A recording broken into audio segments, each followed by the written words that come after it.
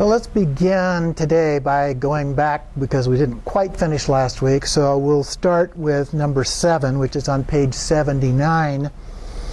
Whom can worldly gods protect? Themselves imprisoned in samsara, to take refuge in the three jewels, who never fail, those who protect, is the practice of a bodhisattva. So here we're talking about the three jewels being the Buddha, Dharma, and Sangha. And so usually when we first take refuge, the refuge vow is the first vow that we typically take to become a Buddhist. That's kind of the official sign of having become a Buddhist. And we usually do that first with the three jewels, Buddha, Dharma, and Sangha. But there are other levels of refuge as well, and sometimes that is explained as a part of the refuge vow. So the three roots, for example, the Guru, Yudama, Dakini is another one. And then the three kayas are considered to be the secret refuge. And so you have Nirmanakaya, Sambhogakaya, Dharmakaya for that. And in some cases, we talk about the most secret, which is our own innate Buddha nature. So there are these different levels of refuge that we can take. And the word refuge means pretty much the way that we would think of it if you're taking refuge from a storm and finding a little hut or something to get out of the rain or the snow or whatever it happens to be. We're looking for something that will help protect us from the problems in samsara, basically. And so that's the term that has been adopted in terms of the translations for that. So taking refuge is described here as being kind of like the threshold. We cross over the threshold as a part of that when we take refuge. And it helps protect us from, in this case, he says, sorrow or torment. It helps for some people, people that are powerful or that have wealth or pleasure and so forth. Others also seek some protection from natural forces, earthquakes or other kinds of things that go on in nature, or spirits. A lot of cultures believe in evil spirits and things like that, so they might be looking for protection from those kind of things. But then he says none of these mistaken objects of refuge are free, crossed too many pages there, from ignorance and samsara. So there are these things out there that are going to continue to challenge us in our daily living. And so we need to have something to help us along the way. So true refuge can only be provided by something that is itself totally free, free from the bonds of samsara and free from the limited space of a one-sided nirvana. This quality of true refuge is found only in the three jewels, the Buddha, Dharma, and Sangha, although I would say the other forms that we just discussed are also included there. So first, the Buddha looks at this in terms of three aspects called kayas. I mentioned these, the Dharmakaya, which usually is translated as truth body, but here he says absolute body.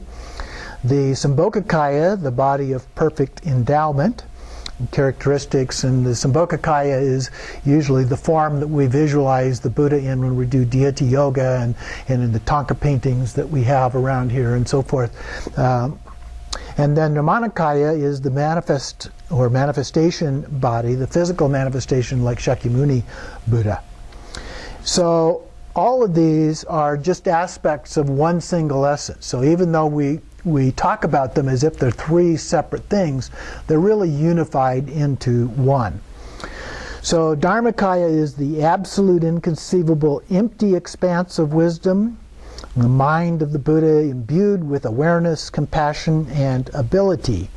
Its expression is the 5 primordial wisdoms, so those relate to the Sambhogakaya form, is the natural display of these 5 primordial wisdoms as the 5 certainties: the perfect teacher, perfect teachings, perfect time, perfect place, and perfect retinue. And those are often referred to in some of the commentaries related to different forms of deity practices. And then Buddha is manifest as the Dharmakaya, according to the different needs and capacities of beings. So this appears in countless different forms. And then he goes on and says that for a Bodhisattva, Buddha is manifest in the Sambhogakaya aspect. For ordinary beings, Buddha is manifest as supreme Dharmakayas, such as Buddha Shakyamuni that I just mentioned. For beings of lesser merit, Buddhas appear as spiritual friends. So they can appear not as a Buddha, but as somebody that's just trying to help us out. For those without faith in the three jewels, they appear in countless helpful forms, even as animals, wheels, bridges, boats, fresh breezes, medicinal plants, and so on, to benefit beings through their limitless activity. And so whether we take this as a literal aspect or not, if they are being friendly to us, if they are helping us, or even some of these non-life forms that are mentioned here that are helpful to us, that's being a bodhisattva for us. Okay? And we don't have to think of it as being a manifestation of a Buddha in a Buddha body per se in the form of a wheel, but that it is a bodhisattva and they are being helpful for us. So these three aspects are not three separate entities. Down at the bottom of the next page there, 81, the second of these is the Dharma, the teachings the Buddha gave. And Buddha Shakyamuni taught three categories or three baskets, the Vinaya or discipline. These are the rules, particularly for the monastic communities. And then the sutras or condensed instructions. Those are the actual teachings of the Buddha or some of his closest disciples in a few cases. And then the Abhidharma, or cosmology and metaphysics, although according to scholars that was written at quite a long time after the Buddha, many years after the Buddha. But he certainly had influence because they're based on his teachings. He gave these teachings from different points of view at different times and places, known as the three turnings of the wheel of Dharma. So then he goes through these. So the first turning is relative truth. And here we would be talking about things like the Four Noble Truths. The truth of suffering, the truth of the cause of suffering, the truth of the elimination of suffering, and then the path. And then the second one is the blend of relative and absolute truth, or sometimes we talk about emptiness. And so the third one is the ultimate irrevocable truth, which refers to basically our Buddha nature. And then here he goes on then to explain the third one more. The Sangha is the community of the Buddha's followers. And there's different levels that are included when we refer to the word Sangha. So he says it includes the 8 great bodhisattvas, the 16 arhats, the 7 patriarchs, and so forth. But it's also, so we have the kind of the supreme Sangha, which is the highest level of Buddhas and Bodhisattvas, and then we have a level that includes all the monastic community, then we have a level that includes all of us lay practitioners as a part of that. But in addition to that, there are other sanghas. For example, when we take an empowerment, everybody that takes that empowerment together is also considered to be a sangha. The group of people in a particular location that meet physically together or at a particular location or a center, those are considered to be a sangha and so forth. So the word is used in a lot of different ways to refer to various levels of practitioners. So they are our companions and they help us along the way. And then, according to Mantrayana, there are also inner aspects of this, the teacher or the guru, the yidam, and the feminine wisdom principle or dakini. And so those are the 3 roots. And so we have the guru, yidam, and dakini are the 3 roots. Sometimes we also add to that the Dharma protector, and so it becomes the four roots, or the dakini and protector get reversed, and so it's the protector instead of the dakinis. You see it in all of those different ways. So the teacher is considered to be the root of the blessings, the yidam the root of accomplishments, and the dakinis together with Dharma protectors, so he's adding that in here, are the root of all activities. And then in the next paragraph, the teacher can also be considered the very embodiment of all three jewels. His mind is the Buddha, his speech is the Dharma, and his body is the Sangha. It's kind of like the body mandala, if you will. And then at the secret level, here he says ultimate level, the Dharmakaya is the Buddha, Sambhogakaya is the Dharma, and Nimanakaya is the Sangha, that are all together as one in the teacher. And then he mentions the motive for taking refuge. People take refuge for lots of different reasons, just like people meditate for lots of different reasons. So those with limited attitudes seek refuge from fear of suffering. Those who have a vaster attitude, bodhisattvas, go for refuge for fear of selfish attitudes. The motivation of helping other beings as well as themselves to be free of samsara. Practitioners of Vajrayana go for refuge from fear of delusion, to free all other beings and themselves from the delusion of samsara in the chains of entangling emotions, to recognize their innate Buddha nature.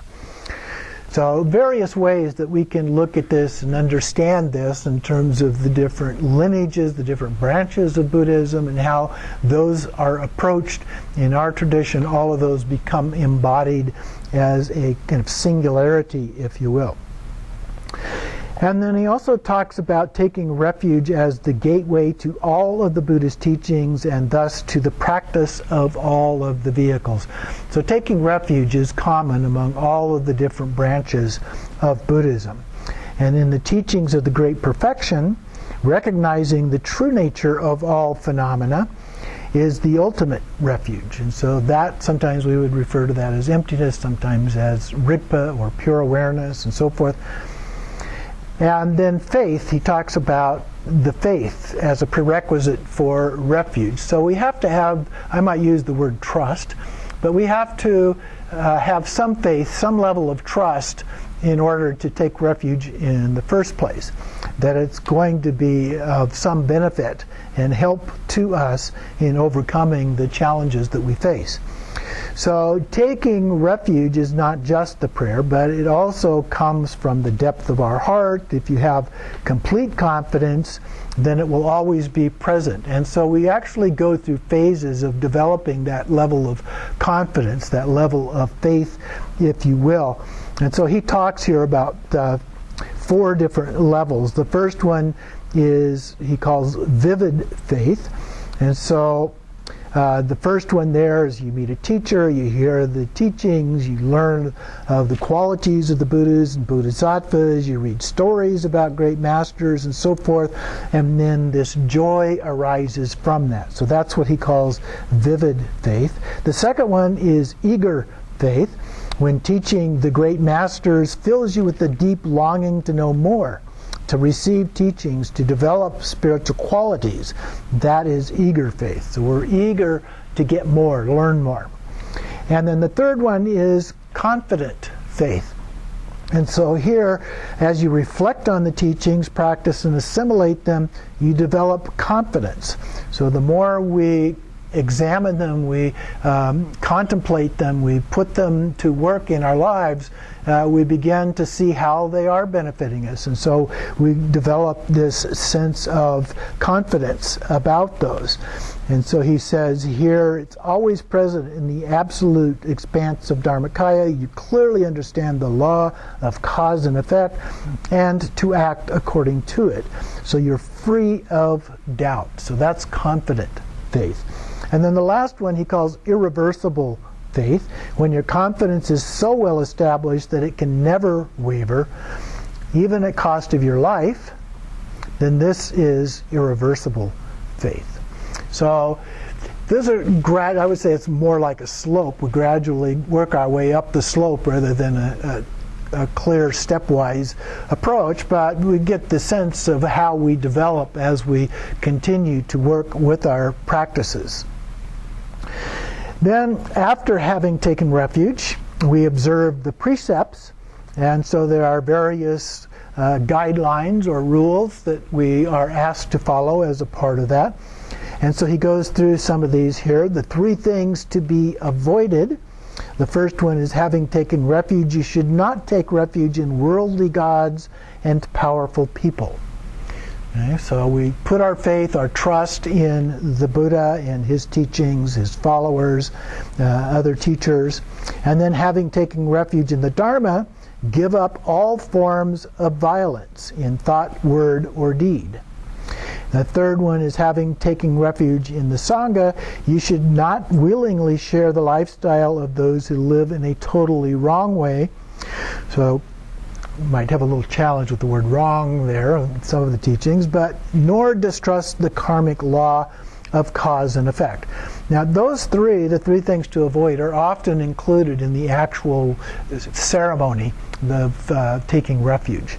And then, as are the next 3, the 3 things to be done. Number 1, having taken refuge, respect any representation of the Buddha. Paintings, statues, even those things in disrepair, things where they've been damaged, things where a text has been torn apart, or a page pulled out, or something like that. We still respect those.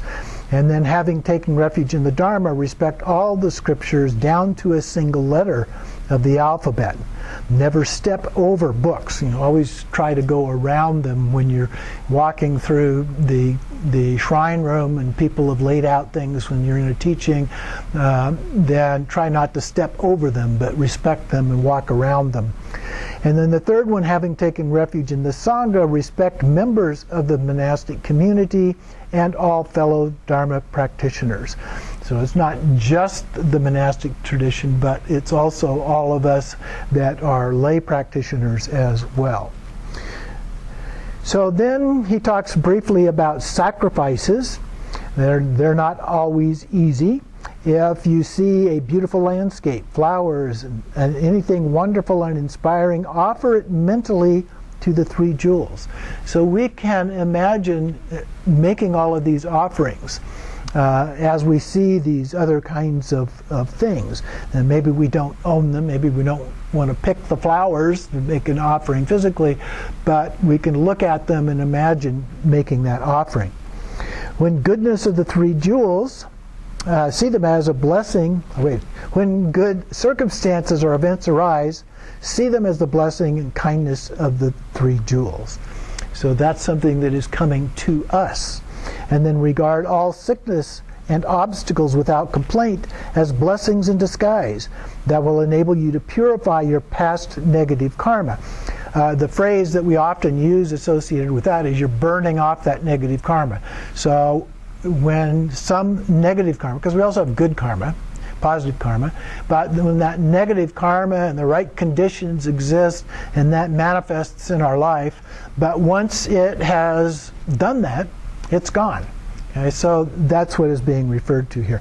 And then when confronted with great danger or with terrifying situations, call upon the 3 jewels for assistance at that very moment. The blessings of the 3 jewels will grant you protection. So this is kind of the classic definition of the 3 jewels, of the word taking refuge. That you're asking for assistance in a circumstance that is not particularly viewed as good. And then refuge will become an inherent part of your stream of consciousness. So take refuge from the core of your heart for the sake of all beings from now until all attain enlightenment. This is the way of a Bodhisattva. So one of the words that I usually use in talking about bodhisattvas in some of these ways is the bodhisattva ideal. And you'll see that sometimes in different texts. Because some of these things really push the limit. And we'll see that in some of the specific verses among the 37 here. And that's okay. But we're always striving toward that. Okay, so that's the ideal, that's the goal, is to strive toward that, even if we can't actually do all of the things that are articulated in the way that they are expressed in here. So that gets us up to date here for part 2. So part 2 is going into the main teachings now, illuminating the path. And so here, after having done those preparatory steps, the first one is the path for beings of lesser capacity. So the next 3 are going to be for 3 different levels of capacity that individuals have.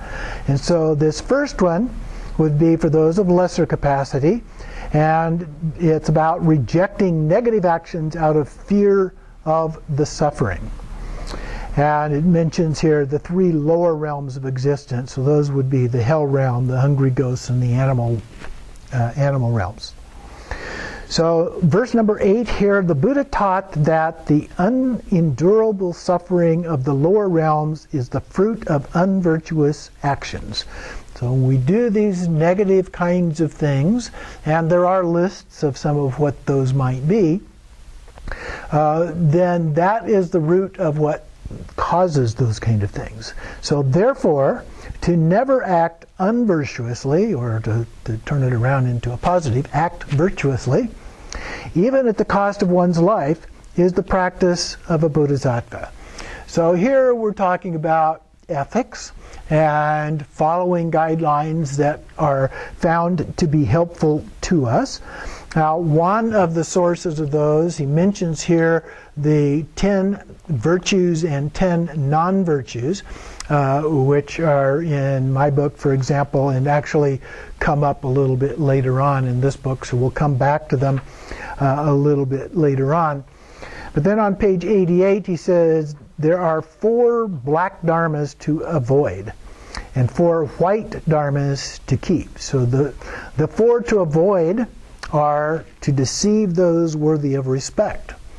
So when we say bad things about people who should be respected, to cause sadness by bringing doubt about the virtuous actions. We say, what are you doing? You're helping that person. They don't need help. Why are you doing that? Other things like that. Somebody, that would be the kind of thing you could include here. And then to criticize and denigrate holy beings. And 4, to be dishonest about your faults and qualities, and also cheat others. Those seem like 2 different things to me, but they've combined them into one here. So the 4 to keep are 1, not to lie, even at risk of your life. 2, to respect and praise the bodhisattvas. 3, to be free of deceit and benevolent toward all beings. And then 4, to lead all beings on the path to enlightenment. So he then suggests that we should confess any negative thing that we have done, even if we just did them in a dream. And so here that would be referring to, again, those 3 virtuous or wholesome actions versus the 3 non-virtuous or unwholesome actions. And then we also should dedicate our merit at the end of any of these. We have a practice called Bodhisattva, which is the main purification, sometimes referred to as the Buddha of purification. And that's the main practice that we do for first confessing the things that we have done, purifying them, and committing to not doing those faults again. At the end, or at the top of page 89, but the end of the last verse there, he says, strive as best you can to do good and virtuous deeds, both great and small. So they don't have to be magnificent things that we do. Every little thing that we do can be of some value. You either experience its inevitable result or counteract it with a positive antidote. And that list of the non-virtuous, the 10 non-virtuous actions or unwholesome actions, has a counterpart list of the 10 virtuous or wholesome. So those are the antidotes in that case for the non-virtuous or unwholesome activities. And then even offering a single flower to the three jewels or reciting a mantra brings inconceivable merit. On the other hand, even the most insignificant negative action should thus be purified straight away. So sometimes we are told that we should keep track throughout the day of our positive and negative actions, and at the end of the day we should review those actions, and then any negative things that we have done, then we should go through this idea of purifying those actions and commit not to doing them again. And Bodhisattva practice is a good way to do that in our tradition. Doubt and hesitation are the main obstacles. If you doubt the teacher, doubt the teachings, then your efforts will remain mostly sterile. So doubt can be a big obstacle to us in accomplishing anything. Continuing on top of page 90, then always try to accomplish even the smallest beneficial action without any reservation or hesitation, and avoid even the most insignificant negative actions. And then he quotes from Padmasambhava here, and this is one of my all-time favorite quotes. Although my view is higher than the sky, my attention to actions and their effects is finer than flower. So we have a vast view, a very high level of view, but in terms of actions, we pay very close attention to the details. And then continuing on the next page of 91, the last couple of paragraphs in the middle, the last of this section, the more careful you are in whatever you do, the easier it is to realize emptiness. The more profound your view, the clearer your understanding of cause and effect. Never confusing what should be done with what should be avoided is the practice of a bodhisattva. So what should be done are those virtuous actions, what should be avoided are the 10 non-virtuous actions. Now, there are other lists, so it's not limited to just those things, but it's a good place to start. Then the second of the three levels of capacity that are being discussed here is that of medium capacity, which involves detaching yourself from samsaric pleasures and redirecting your efforts toward liberation. So the main focus here is on samsaric pleasures. So verse number 9, like dew on grass, the delights of the three worlds by their very nature evaporate in an instant. To strive for the supreme level of liberation, which never changes, is the practice of a bodhisattva. So the three worlds are the desire world, the form world, and the formless world. And then when in the morning you have a little dew on the tip of a blade of grass and the sun comes up, and very shortly it's completely evaporated, it's gone. So these worldly delights, pleasures that it's referring to here, by their nature evaporate, just like that drop of water on the blade of grass. And so to survive for the supreme level of liberation, liberation is the supreme level being referred to here, which never changes. It is identified by the fact that it never changes, although that is a quality that we might challenge by virtue of the fact that the Buddha said everything changes. So it's a little bit of a contradiction, but it's often used in that way when talking about it from a relative point of view. And so we look at it there as something that never changes, and that is the practice of a bodhisattva. So this supreme level of liberation. So that's the goal, achieving liberation. So we give up the delights, the pleasures of ordinary existence in order to pursue enlightenment or liberation. Once you've understood the union of emptiness and dependent arising, you will see clearly how deluded and deceiving the ways of the world really are. And then in the next page, second paragraph, once you have realized the utter foolishness of spending your life attached to friends and scheming to subdue your enemies and competitors, you will find it tedious. And the more we practice, the more that would be true. If we're not practicing, we may not find that to be true so much. So he refers to it as being foolish to be attached to our friends and working out schemes against our enemies and competitors. And then he goes on saying, letting yourself be forever influenced and conditioned by habitual tendencies, you will become sick of it. So habitual tendencies we can have good habits and we can have bad habits. But when those are obscurations to us, they get in our way. And so part of what we're doing through doing our practice is changing those habitual tendencies. And we're building new habits. So we're not getting rid of all habits. What we are doing actually is creating new neural pathways in our brain, which in effect is the habit. And that then moves us closer to liberation. Once you know that it is sheer delusion to be preoccupied with thoughts of the future and to lose your mindfulness and vigilance in the present moment, you will be weary of it. And again, so if we're constantly preoccupied, we're constantly thinking about the future, about what we're going to do next, where we're going to go next, and so on and so forth, we're never thinking about the present moment, where we are right now, what we're doing right now, what are the conditions right now, and so forth, then that becomes a real problem. And what we're trying to do is overcome those problems. And you can't do that if you're not aware of what they are. And you can only do that if you're paying attention to what's going on in the present moment. So being mindful and vigilant are helpful tools for being able to do that. And he adds in the middle of the next paragraph, there is nothing permanent in any of them. And then at the end of that same paragraph, you might have tremendous power, influence, fame, and wealth, but it is all meaningless and hollow.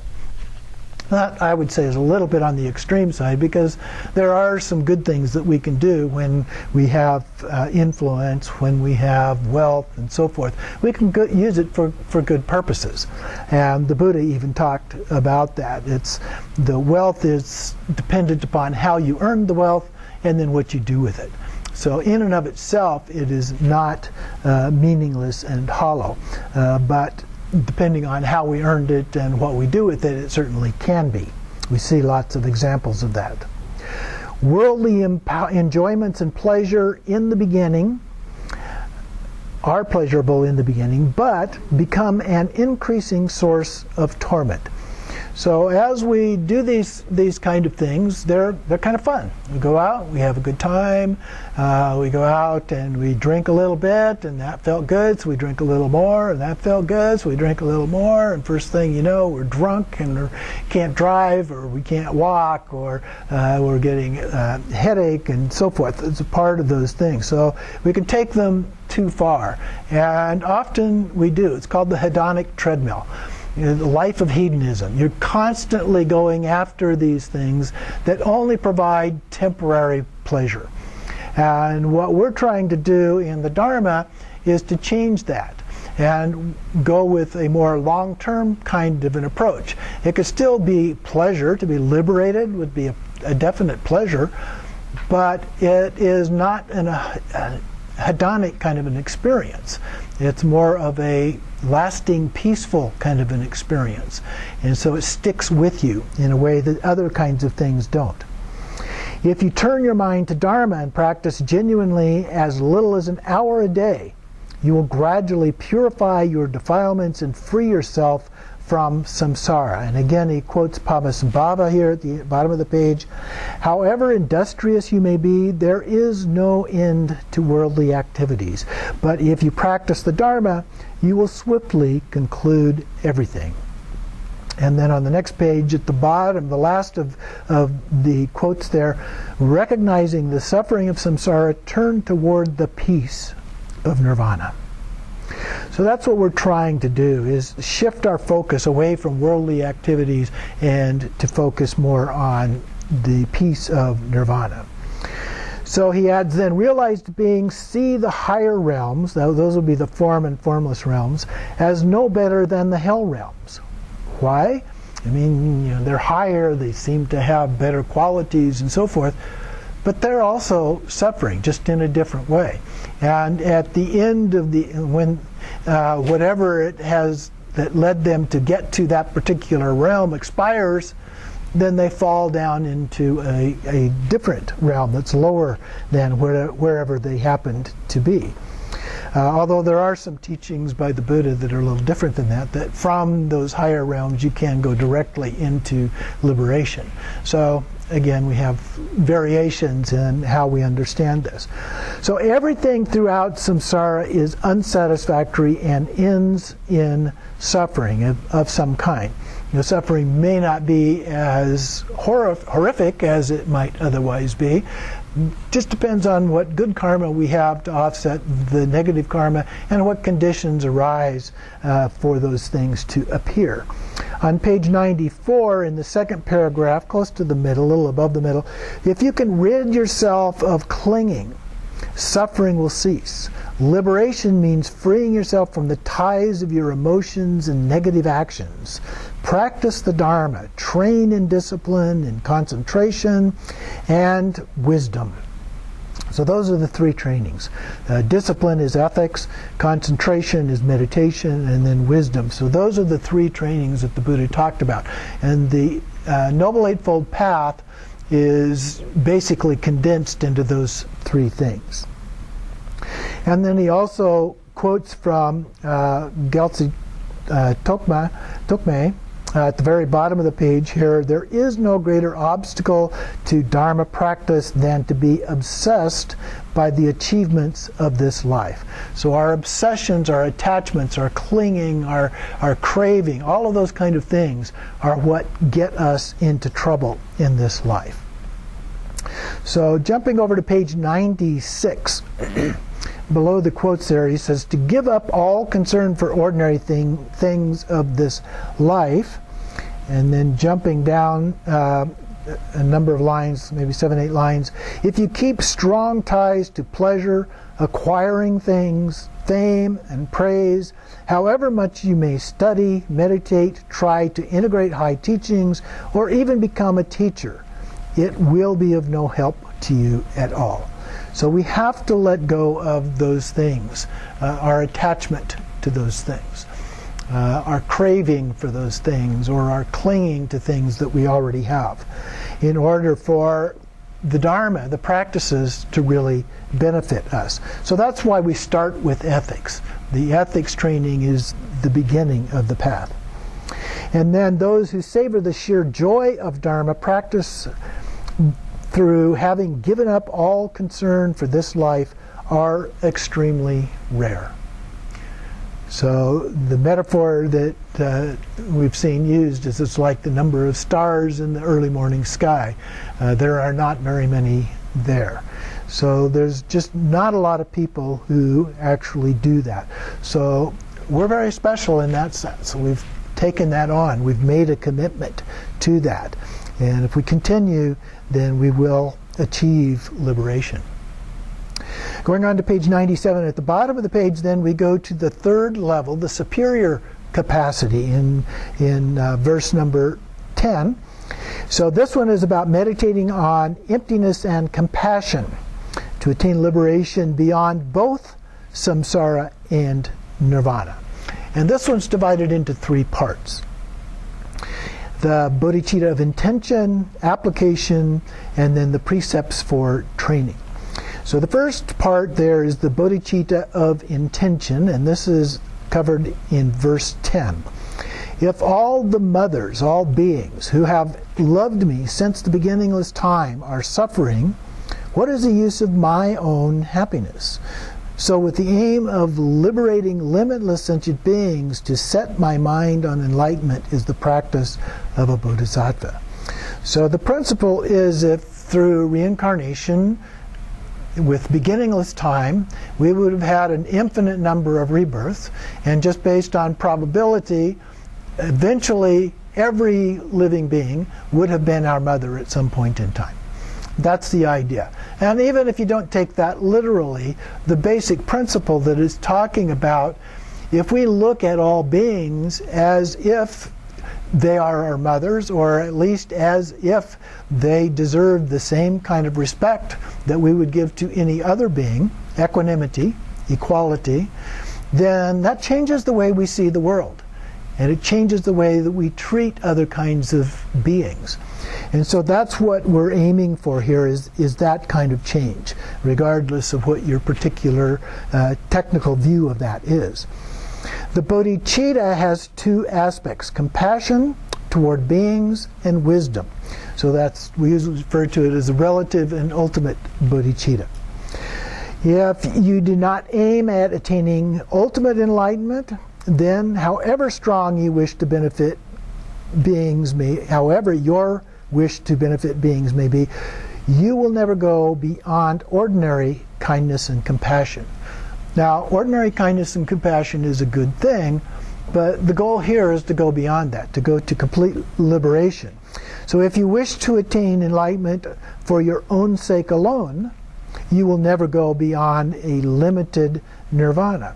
There's still limits to how far you will go. It's only when you go the extra step of wanting to liberate all beings that you achieve that ideal. And so he quotes at the top of page 99 from the Ornament of True Realization. Bodhicitta is to aspire to enlightenment for the benefit of others. And many the verses that we recite in refuge vows, a lot of times we say, I take refuge in the Buddha, the Dharma, and the Sangha in order to liberate all sentient beings. So it's embedded in a lot of the prayers and other verses that we use as a part of our practices. The infinite number of beings who, in your successive lives, since time without beginning, have been your parents, have loved and cared for you. Now, in some cases, people have had experiences where they couldn't quite relate to that verse. And so what the masters will say in that case is, then think of somebody who has loved you in that way. Okay? And just substitute them in this verse. So it would be heartless to forget their kindness and to ignore their suffering, and to practice for your own liberation, ignoring the bondage of others. So that's an important principle in the Bodhisattva outlook, that we're doing this because of the suffering of all beings. We're doing it for ourselves as well. We're not ignoring ourselves, but we're doing it for all beings, including ourselves. So we care for all beings of the six realms. Another quote from Gyatso Tokme: if you don't take the suffering of all beings squarely on your shoulders, what's the use of receiving the supreme Mahayana teachings? That's the purpose of the teaching. So what good are they going to be if you don't do that? As all the Buddhas and Bodhisattvas of the past aroused the bodhicitta, making the wish to bring all beings to enlightenment, now you should generate great compassion and arouse bodhicitta. Moving on to page 100, your activity will join the ocean-like activity of all the bodhisattvas. So we are becoming a bodhisattva, different levels of bodhisattvas, and we may not be at the highest level when we first start, but we'll gradually work our way up. Who are full of compassion and appear in infinite forms to benefit beings.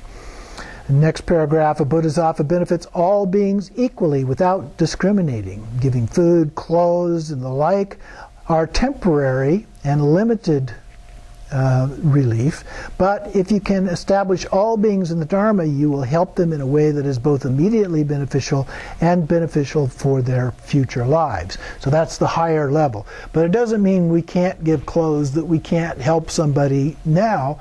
We can do those too. We can do both as we move up the ladder. We don't give up doing the other kind of ordinary benefits. Next paragraph, do not hoard your learning, possessions, and whatever else you may have accomplished. Dedicate everything to all beings. Wish that they may all be able to listen, reflect, and meditate on the Dharma. Simply to express such a prayer is highly beneficial. And so it's our intention, pure intention, that is really the key here. And then since the number of beings is infinite, the merit of such a prayer is infinite too. So when we make these prayers, our vow, our commitment to these things, that prayer itself is also infinite. Somebody once asked the Dalai Lama whether or not saying prayers like that is actually benefiting these other people.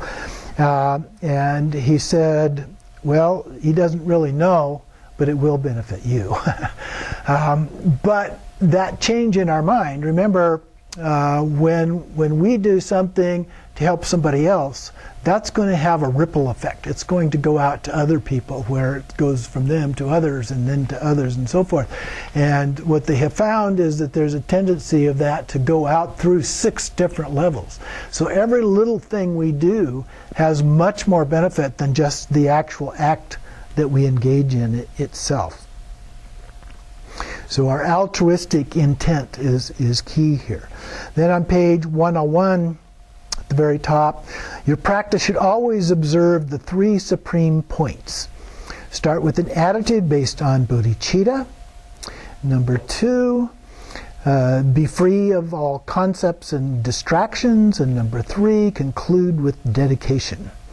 And so then he goes through each of these, talking a little bit about them and some of the obstacles that we face in each of these. I'm going to go ahead and skip over those for right now. In the middle of page 102, he says, dedicating the merit of every positive action with a pure mind will continuously bear positive fruit until you attain enlightenment.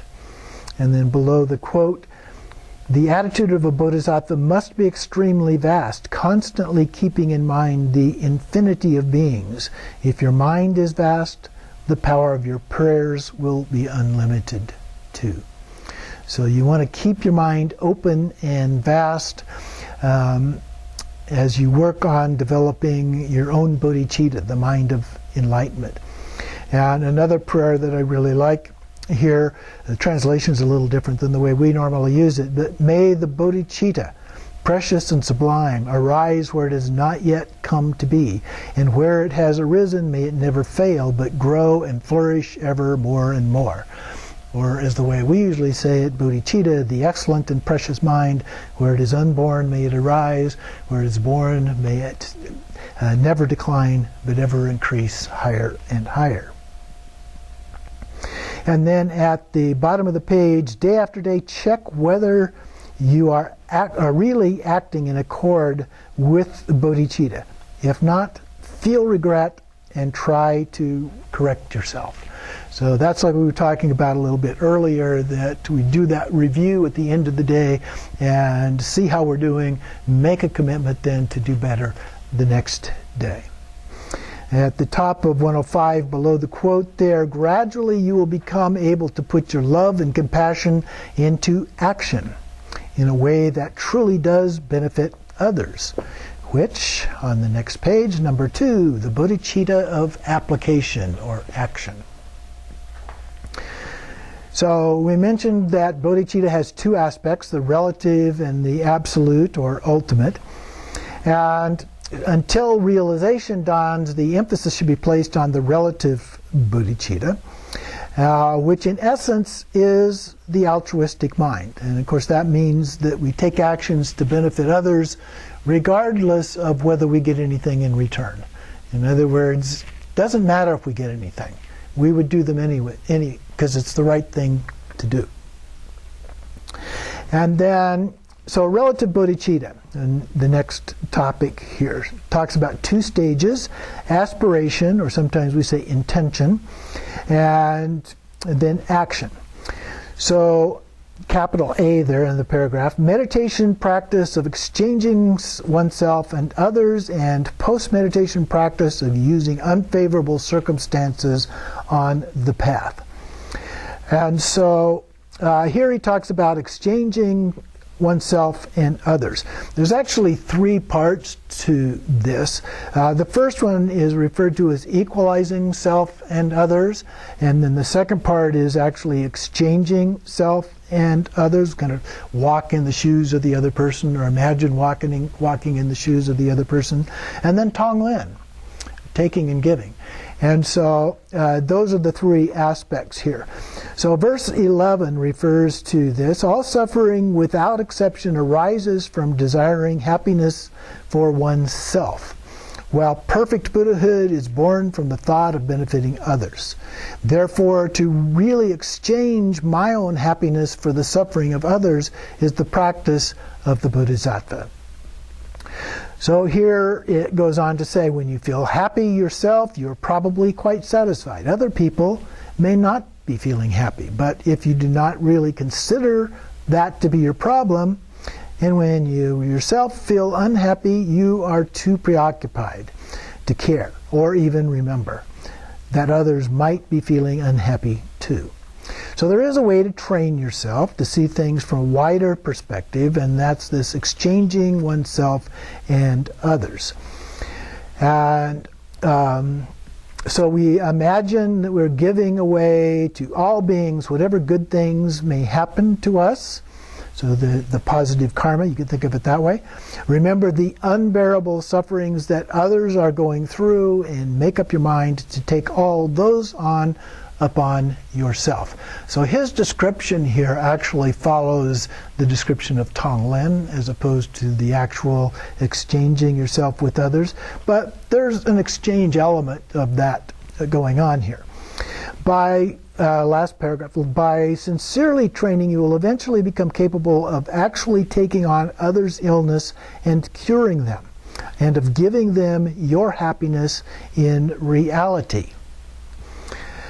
Then in the next page, 108, the second paragraph, second line, first, start by arousing a deeply felt warmth, sensitivity, and compassion for all beings. So we're not doing this for just one particular party, but all beings. Begin by thinking about someone who has been very kind and loving to you. In most cases, it would be your mother. Remember to reflect on her kindness, how she gave to you. She suffered the discomforts of pregnancy, the pain of childbirth. She looked after you as you grew up. She was ready to make a sacrifice for you and put your welfare before her own. And like I said, you can substitute someone else if your experience with your mother was not so good. When you feel strong love and compassion, imagine she is undergoing the sufferings of the 6 realms.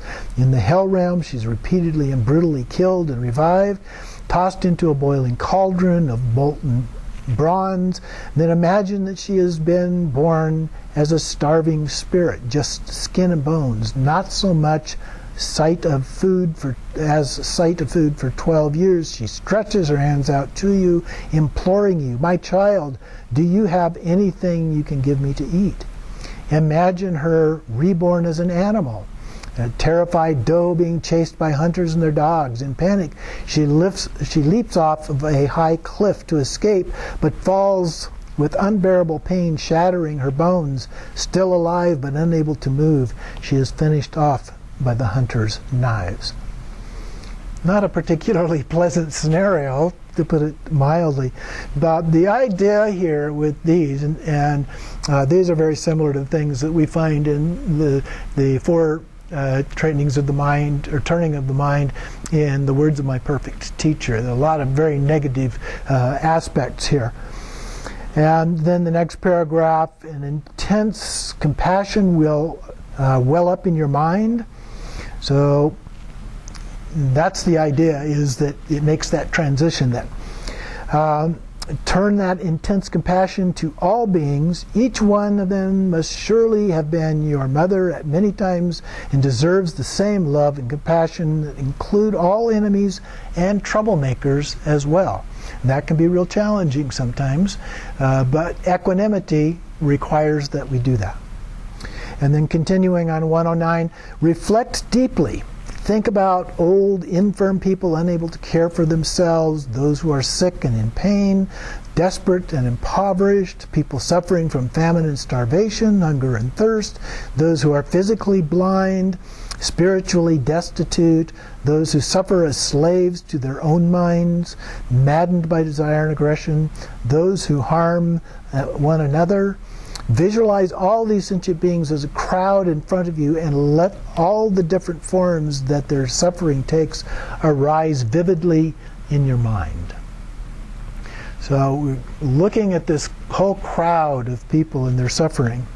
Begin the practice of sending and receiving, giving and taking, or taking and giving. Start by focusing on your most hated enemy, or someone who has caused much trouble and difficulty for you. As your breath goes out, all your happiness, all your vitality, merit, good fortune, health, enjoyment is carried out to that person in the form of cool, soothing, luminous white nectar. May this truly go to my enemy and be entirely given to him or her. That person absorbs this, which provides them with everything that he or she needs. In this life, if this life was to be short, imagine how now it is prolonged. If they need money, imagine how that person is wealthy. If they are sick, now they are cured. If they are unhappy, now imagine them full of joy, that they feel like singing and dancing. That would be a good thing. As you breathe in, take in the form of dark mass, all the sickness, obscurations, and mental poisons your enemy may have had, and that they are thereby completely relieved of all their afflictions. So we visualize this as like a thick black cloud, and it just comes in and it goes into our body, and then it goes down to our heart where it becomes completely transformed. Okay? I remember teaching my Pema Chodron, and she was talking about how somebody asked a question, isn't that harmful to our body to take all that negative stuff in all the time? But she explained, well, it would be if that was all that happened, but when it comes in, it is transformed, and then we breathe it back out to them in the form of that, as it was put up here, that cool, find it cool, soothing, luminous white nectar. Okay? So as you take that suffering into yourself, you feel great joy and bliss mingled with the experience of emptiness.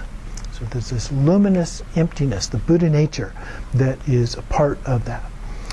And then do the same for the infinity of beings you are visualizing. Send them all your happiness and take on their suffering again and again until it becomes second nature. You can use this at any time and in all circumstances by constantly practicing. So this is a tool that we can take with us, and we can use it in lots of different cases. Even if we don't see somebody that's obviously suffering from something, we realize that all beings are suffering in some form or other. And so you can use this for anybody. And then he goes actually through a list here of different examples of how we can use this and transform things. Sometimes this, sometimes that, all these different ways of doing it, which I won't go through there right now. But those are other ways that you can do all of those. And then there's a nice quote on the top of the next page. I use this very same quote in my book. May I be a guard for those who are protectorless, a guide for those who journey on the road, for those who wish to go across the water. May I be a boat, a raft, a bridge. May I be an isle for those who yearn for landfall, and a lamp for those who long for light, for those who need a resting place, a bed, for those who need a servant. May I be their slave. May I be the wishing jewel, the vase of plenty, a word of power, the supreme healing. May I be the tree of miracles, and for every being the abundant cow. Like the earth and the pervading elements, enduring as the sky itself endures, for boundless multitudes of living beings, may I be their ground and sustenance. Excuse me.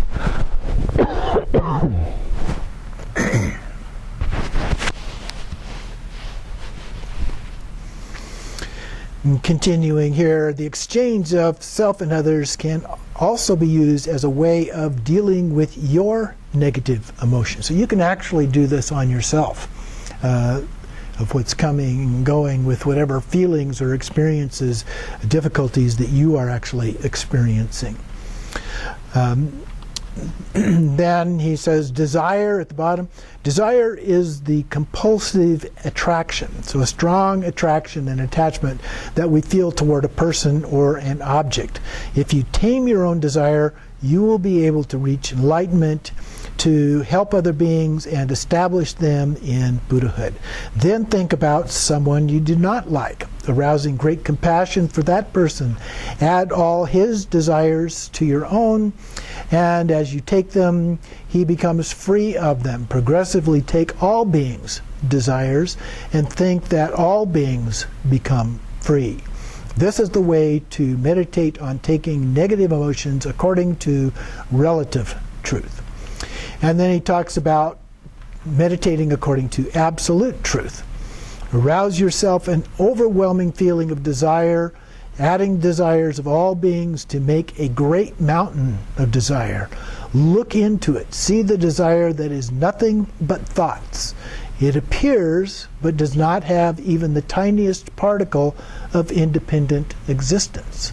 So we're looking at it from the view of emptiness, that it has no inherent or intrinsic existence. And when you turn the mind inward, look at itself, you become aware that the mind too is without any inherent existence, as insubstantial as the sky. So using these same methods, meditate on anger, pride, jealousy, ignorance, anything else that obscures the mind. See very vividly all your happiness going to others and all their sufferings coming to you. Think that it is actually happening. Of all the practices of the Bodhisattvas, this is the most essential. On page 113, in the middle of the second paragraph from the bottom, only if you have developed the love and compassion of relative bodhicitta can absolute bodhicitta, the very essence of the great perfection and the great seal, ever take birth in your being. Okay, so we have to remember that when we are practicing Dzogchen, the great perfection, or Mahamudra, the great seal, that we need to have this view embodied in there. So bodhicitta is very important. In Dzogchen we use bodhicitta, the word bodhicitta, in a different way.